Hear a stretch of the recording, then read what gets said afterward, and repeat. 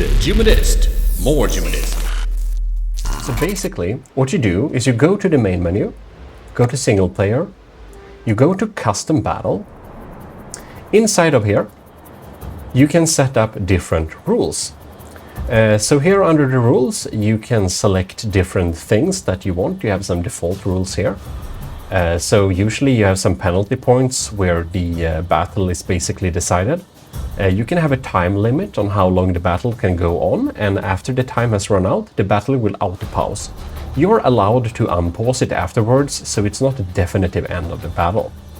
These general rules are usually nice to use, but you can also set up, as said, your custom rules. So what you will do here is you will just click load, and we have the Gimle open. And inside of here, you can see I've set a random location on the map. And what is the reason we do that? Because if you don't have a location that's in the middle of the map, it will spawn at 0, 0. And that land is really ugly because that's the edge of the map. And basically, if the ships go one direction, there is basically no sea bottom under. So it looks jank. So that's why you don't want to have it. But you can always like preview the location to make sure. But if you see here, if we go to 0, 0, you can see it is the edge of the map. It looks super jank. So I don't know why people have battles out here. It looks terrible. All right.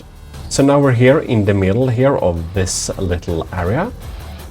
And if you check the rules here, the Gimle rules has 900 seconds time limit. And the 600 seconds, as you might imagine, is of course 10 minutes. So this is 15 minutes, which is the allowed like max limit. So the Gimle doesn't allow too low altitude or too high altitude because it's not a we want fun battles. So the maximum altitude is 600 meters. So high flying ships, airships are not allowed, and submarines also not allowed. We have checked the maximum altitude, minimum altitude, maximum distance. If you want, you can set the maximum speed. I don't see the reason, but of course, if people are not gonna jank with the games, like if you're gonna make people not have some really weird stuff, you can set a maximum speed, of course. So penalty points per second, D max per distance, because if they're too far away, the battle will basically be too boring. So if a ship doesn't keep its range, it will be disqualified. And it's set to a lower value because this is battleships. They're moving really slowly. I'm basically giving it a minute to get into range before it's being DQ'd. So that's why we set it up like that. Resources per team, if you want to have how many resources you want to allow per team. When you have big battles like this, you need to turn this up to at least, over 500,000. If you're having really small ships, it's better to keep it low because otherwise it might turn out a little bit unfair for people who have basically set up a challenge where they have like a lot of extra space so they can have like engines and weapons just shooting through materials but also delivering more damage. So that's why it's a good idea to limit material per team. However, to kind of reward dealing damage, I usually also set salvage per destroyed material to a little bit at least. So when you're dealing damage, you're getting a little bit back just to encourage DPS. That makes more fun battles. So here you can clearly see the rules for the Gimle. It's default here, and that's how it is. And under teams, you can basically see we have pre-added a Gimle which has moved somewhere, so it's not here anymore. So we're gonna load it up. So here we have the Gimle class battleship. We can select it here. Under Team 2, I also set up some colors for Team 2, so you can set up the colors in like any way you want, like this. And if you save this as a new one, the color changes will save, of course. Then you will add the other one, unofficial news. Here we got them, no deco. I'm gonna load that up here. And if you have an airship or something like this, make sure that you set spawn altitude or spawn angle.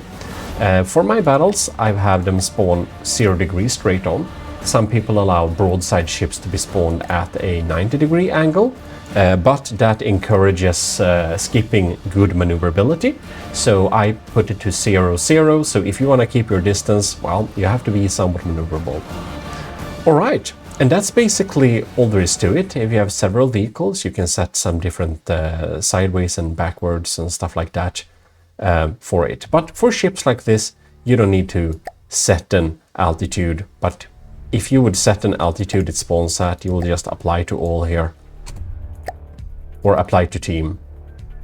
Okay, so then we go and start the battle. And do keep in mind, when we click this button, it will take a little bit of time, it will lag a little bit, so just be patient. If you're doing big ships, even if you have a decent computer, it might take like some 2 to 5 minutes for the ships to load up.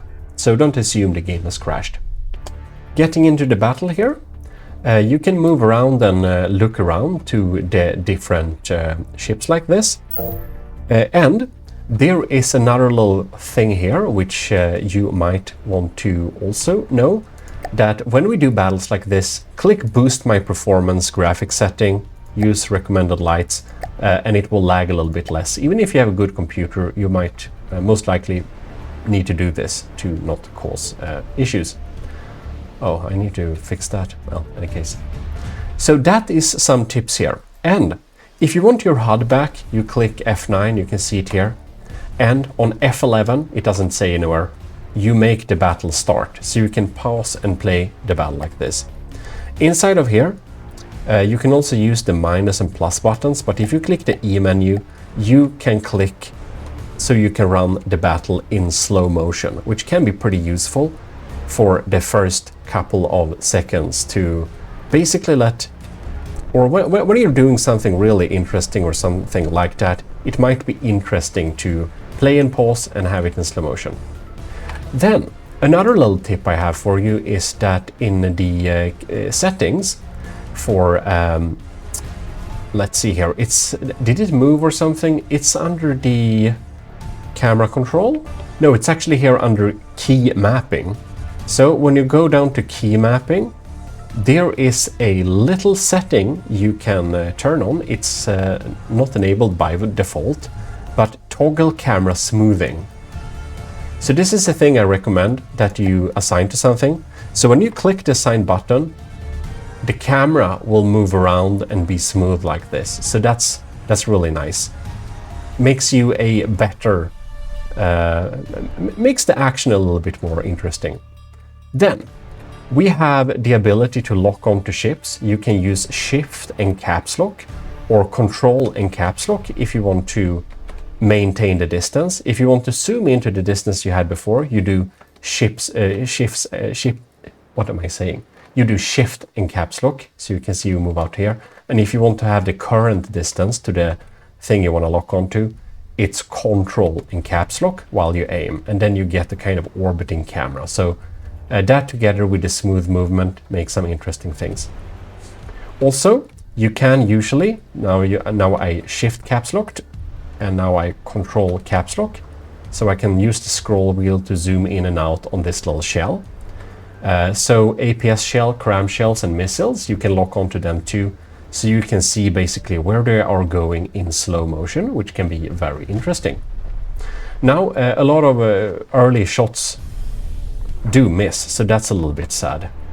But now we can basically go back and forth and check the first couple of shots being exchanged like this. Well, I hope this little tutorial was helpful for you if you want to record some battles and just have battles and make them more enjoyable for yourself.